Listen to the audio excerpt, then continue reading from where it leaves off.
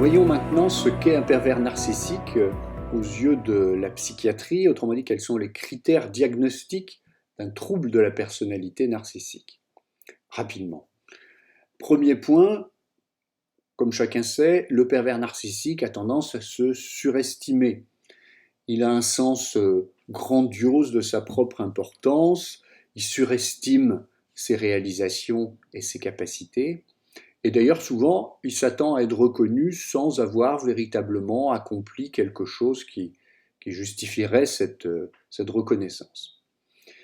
Il est absorbé dans des fantasmes de succès un peu illimités, de succès, de pouvoir, de splendeur ou de beauté. Il a surtout le sentiment d'être tout à fait unique.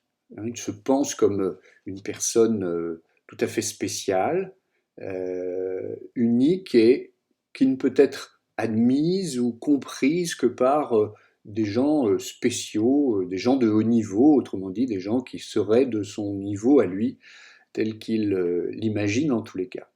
Il a un besoin d'admiration très grand, tout à fait excessif.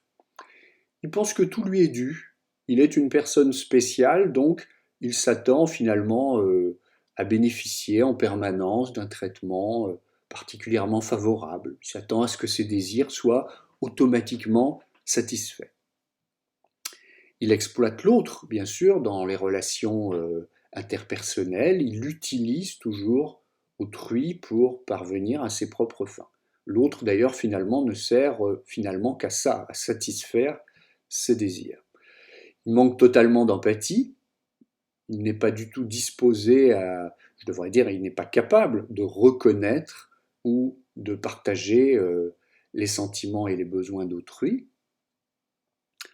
Il vit souvent dans l'envie, il envie les autres et il croit aussi d'ailleurs que les autres l'envient, et il est souvent arrogant, il fait preuve d'attitude et de comportement assez hauteux.